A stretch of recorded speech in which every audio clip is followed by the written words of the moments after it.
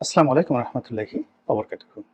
সম্মানিত দর্শক, আজকের যে শিরোনাম দুটো অংশ, একটা হলো শেখ হাসিনা খুশিতে লাফাচ্ছেন। এই অংশটি তৈরি করার জন্য বা এই কন্টেন্টে কথা বলার জন্য আমি মূলত বিএনপির নেতা জনাব রুহুল কবির রিজভী তার একটি ভিডিও ক্লিপ দেখলাম। সেই ভিডিও ক্লিপে তার যে বক্তব্য, সেই বক্তব্য শোনার পর আমার কাছে মনে হলো যে আমারও এই বিষয়ে কিছু বলার আছে, সেটা নিয়ে বলব। দ্বিতীয় বিষয়টা হলো যে আওয়ামী লীগ আনন্দে গড়াগড়ি খাচ্ছে। কেন খাচ্ছে? এটা নিয়ে বলব। এর কারণ হলো এই মুহূর্তে যে কক্সবাজারে যে ঘটনাগুলো ঘটছে, রোহিঙ্গাদের ওখানে যে ঘটনাগুলো ঘটছে, করিডোর নিয়ে, সেন্ট মার্টিন নিয়ে যে ঘটনাগুলো ঘটছে, এগুলো সবই শেখ হাসিনা বলে গেছেন। এবং তিনি এও বলে গেছেন যে আমি এই কাজগুলো করলে আমাকে ক্ষমতা থেকে যেতে হবে না। কিন্তু আমি এই কাজ করব না, আমি ক্ষমতা থেকে চলে যাব। এটা সে ২০২৩ সন থেকে বলে আসছে। ২০২৩ সন থেকে বলে আসছে, তো সেই ঘটনাগুলি এখন ঘটতে চলেছে এবং সারা বাংলাদেশ এখন আলোচনা করছে, সমালোচনা করছে, আর কয়েকদিন পরে বিক্ষোভে রাস্তায় নেমে পড়বে। আর তখন আওয়ামী লীগ আনন্দে গড়াগড়ি দেবে। এই বিষয়গুলো নিয়ে মূলত কথা বলবো। অনেকে ভিডিওর দীর্ঘতা নিয়ে বা আমার ভিডিও লম্বা হয়ে যায়, সংক্ষিপ্ত করার কথা বলেন। আমি এই বিষয়গুলো নিয়েই কথা বলবো। আপনার যদি ভালো লাগে কন্টিনিউ উইথ মি, আর যদি ভালো না লাগে আসসালামু আলাইকুম। এর কারণ হলো যে সবারই কথা বলার কতগুলো রং ঢং আছে।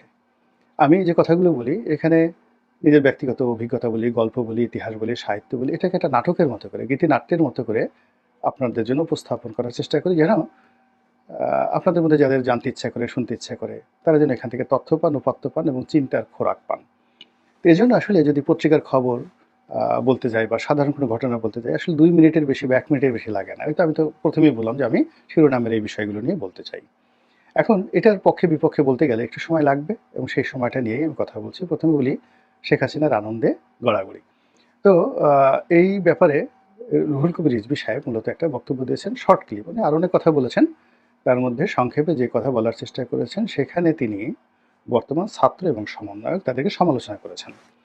যে এদের বিরুদ্ধে যে দুর্নীতির অভিযোগ এসেছে, এরা যেভাবে সচিবালয়ে যাচ্ছে, যেভাবে ডিসি নিয়োগ থেকে শুরু করে বদলি, বাণিজ্য, তদবির, টেন্ডার বাণিজ্য থেকে শুরু করে নানা রকম ঘুষ, দুর্নীতি, অনিয়ম, দখলবাজি এবং আমাদের এই ব্যবসায়ীদের, দুর্নীতিবাজ ব্যবসায়ীদের হাতিয়ার রূপে তারা ইতিমধ্যে যে সকল অপকর্ম করেছে এবং যে সকল ছবি আসছে এবং তারা যেভাবে ধড়িবাজ ব্যবসায়ীদের খপ্পরে পড়ে গেছেন, এই বিষয়গুলো নিয়ে রুহুল কবির রিজভী সাহেব সমালোচনা করছিলেন যে এরকম যদি হয় তাহলে বিপ্লব হলো কেন। আর এই যে ছাত্ররা যে কাজকর্মগুলো করছে এর সাথে পাল্লা দিয়ে তো অন্যরাও করবে। এর কারণ হলো মন্দ কাজ এটা জ্যামিতিক হারে বাড়তে থাকে। আপনি যদি নামাজ কালাম পড়েন, ওটা দেখে যত মানুষ উদ্বুদ্ধ হবে, কিন্তু সেটা না করে যদি আপনি ধ্যাতাং ধ্যাতাং করে নাচতে থাকেন, ঢোল বাজাতে থাকেন, তারপরে আপনি একটু বাবরি চুল দুলিয়ে দুলিয়ে গান গাইতে থাকেন, একেবারে মানুষজন ওখানে দাঁড়িয়ে যাবে, শত শত মানুষ দাঁড়িয়ে যাবে। এমনকি পাগল রাস্তা যে বদ্ধ উন্মাদ, সেও পাগলামি বন্ধ করে আপনার লম্পন জম্প গান যা কিছু আছে সব কিছু দেখবেন। এই গেল এক।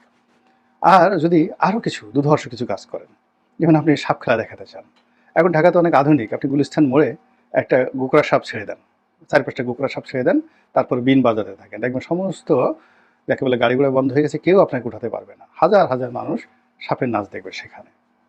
তো এইভাবে আসলে মানুষ সবসময় উত্তেজনাকর কাজ, দুধর্ষ কাজ, মন্দ কাজ, এগুলো বেশি পছন্দ করে এবং এইগুলো তারা ঘৃণা করে ততক্ষণ পর্যন্ত যখন নিজের ঘাড়ে আসে। তো সেই দিক থেকে এই যে চাঁদাবাজি যারা শুরু করেছে এই সময়টাতে, কারা শুরু করেছে? তাদেরকে দেখে দেখে আরও অনেকে শুরু করেছে। আর এখন বিএনপির জন্য রীতিমতো বিস্ফোরক হয়ে গেছে।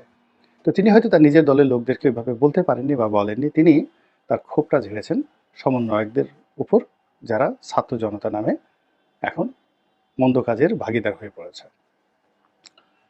তো তিনি সে কথা বলতে গিয়ে বলেছেন যে শেখ হাসিনা এই ঘটনাগুলো যখন শুনছেন, তিনি তো আনন্দে লাফাচ্ছেন, ডিগবাজি দিচ্ছেন, তিড়িং বিড়িং করে লাফাচ্ছেন।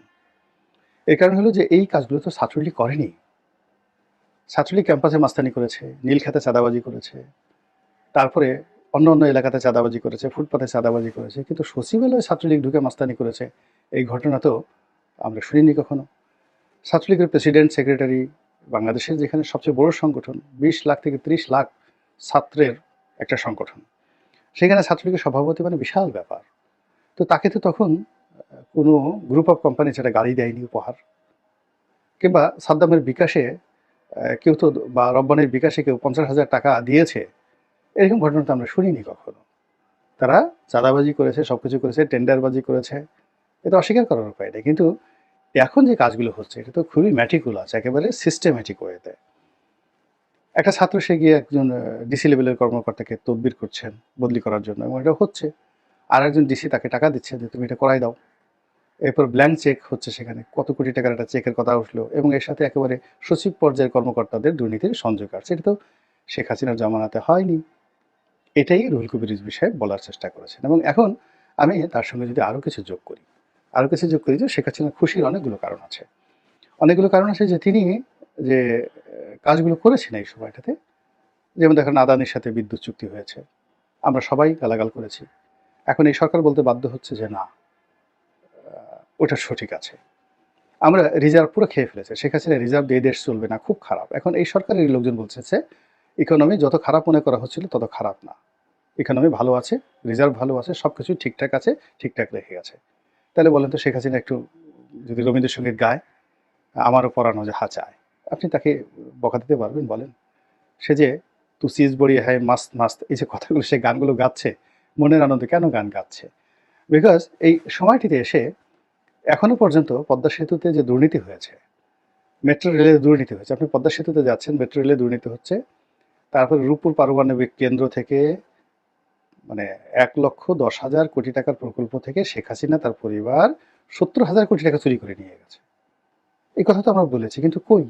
এগুলো প্রমাণ লাগবে না? এগুলো বিশ্বাস করতে হবে না? কিন্তু এগুলো তো আমরা এখন প্রমাণ দিতে পারছি না। বরং উল্টো পদ্মা সেতু দিয়ে যাচ্ছি, মেট্রো রেল চলছে, এক্সপ্রেসওয়েতে যখন প্রতিদিন লাখ লাখ মানুষ যাচ্ছে, গাড়ি যাচ্ছে। আপনি দেখেন তো কুড়িল বিশ্ব রোড থেকে শুরু করে এসে যখন আপনি মগবাজারে এসে এক্সপ্রেসওয়েতে নামেন গাড়িতে করে, আল্লাহর রাস্তে বলেন তো, খোদার কসম করে বলেন, আপনি কি তখন ডক্টর ইউনূসের কথা মনে করেন, বেগম খালেদা জিয়ার কথা মনে করেন, তারেক জিয়ার কথা মনে করেন, না শেখ হাসিনার কথা মনে করেন? একবার একটু চিন্তা করেন তো। আপনি যখন মেট্রো রেলে বসেন, মেট্রো রেলে বসে কি আপনি হিলারি ক্লিন্টনের কথা চিন্তা করেন, বারাক ওবামার কথা চিন্তা করেন, বা ডক্টর ইউনূসের যে স্বাস্থ্য উপদেষ্টা নূরজাহান বেগম, অথবা তার যে ব্যক্তিগত সচিব আছেন, আরেক সুন্দরী মহিলা আছেন, ভদ্রমহিলা, তো ওনার কথা কি আপনার মনে হয়? বা ওনার প্রেস সচিবের কথা মনে হয়? নাকি শেখ হাসিনার কথা মনে হয়? আপনি একটু চিন্তা করেন অবস্থা। বা যখন সব জায়গাতে গিয়ে দেখে যে পুলিশ কাজ করছে না, তারপরে কোর্ট কাছারিগুলোতে যে যার মতো করে মারধর কাটাকাটি ইচ্ছা মতো করছে, তখন কি আপনার মনে হয় না যে না, এর চেয়ে একটা শক্ত শাসক থাকলে ভালো হতো? এইগুলোকে আসলে প্যাদানি দেওয়া দরকার, এগুলো পদের উপর বাড়ি দেওয়া দরকার। কিছু লোক আমাদের সমাজে এমন বাড়াবাড়ি করছে এখন এই সমাজেতে এসে, আপনাকে মনে হচ্ছে না যে এদেরকে আসলে দুধ কলা দেওয়া উচিত না, এদেরকে আসলে পশ্চাৎ দেশে বাড়ি দেওয়া উচিত? তো টেকনাফ থেকে তেঁতুলিয়া পর্যন্ত প্রতিদিন লক্ষ লক্ষ ঘটনা ঘটছে, যে ঘটনায় মানুষ শেখ হাসিনাকে স্মরণ করতে বাধ্য হচ্ছে। একেবারে দেখা গেল গ্রামের একেবারে সাধারণ একটা ছেলে এসে যে জুলুম অত্যাচার করতেছে, দোকান বন্ধ করে দিচ্ছে।